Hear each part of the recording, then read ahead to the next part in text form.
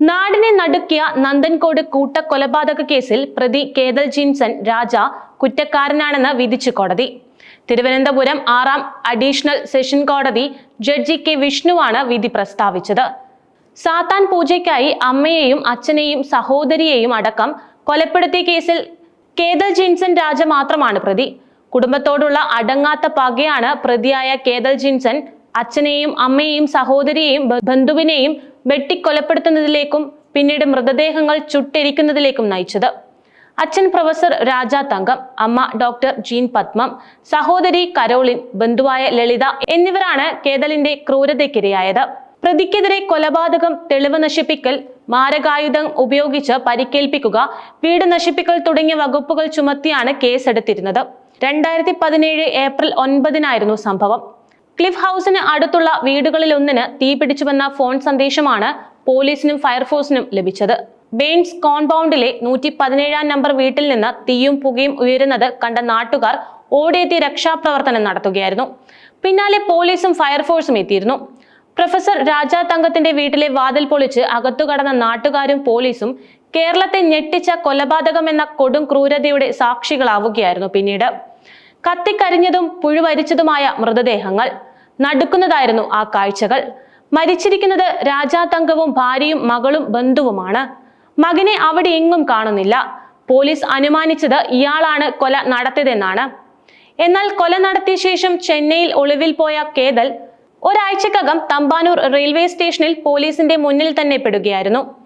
Arrest ചെയ്ത police എന്തിനാണ് കൊലപാതകം നടത്തിയതെന്ന് ചോദിച്ചപ്പോൾ അവന്റെ ഉത്തരം കേട്ട കേരളത്തിന് ഭീതിയും കൗതുകവുമായിരുന്നു.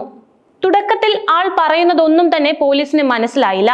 അതുകൊണ്ട് തന്നെ പോലീസ് മനഃശാസ്ത്രജ്ഞരുടെ സഹായം തേടിയപ്പോഴാണ് ഞെട്ടിക്കുന്ന വിവരങ്ങൾ പുറത്തു വന്നത്.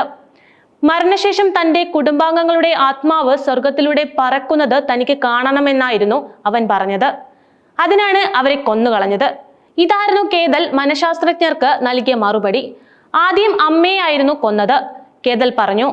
ഉച്ചയ്ക്ക് കമ്പ്യൂട്ടറിൽ താൻ വികസിപ്പിച്ചെടുത്ത ഗെയിം കാണിച്ചു തരാമെന്ന് പറഞ്ഞ് അവൻ തന്റെ അമ്മയെ മുകളിലത്തെ മുറിയിലേക്ക് കൂട്ടിക്കൊണ്ടുപോയി.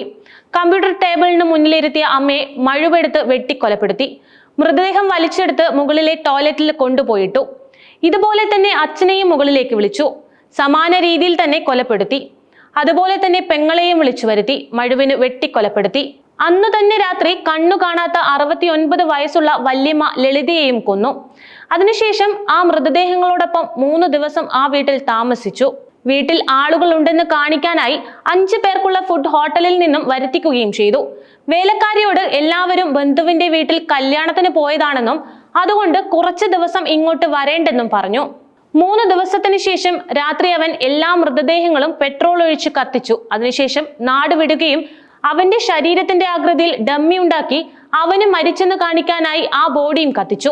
പിന്നീട് അങ്ങോട്ടുള്ള പോലീസിന്റെ ചോദ്യം ചെയ്യലിൽ കേതൽ മൊഴി മാറ്റി. കുടുംബത്തിൽ നിന്നുള്ള അവഗണനയാണ് കൊലപാതകത്തിന് കാരണമെന്നാണ് അവൻ പറഞ്ഞത്.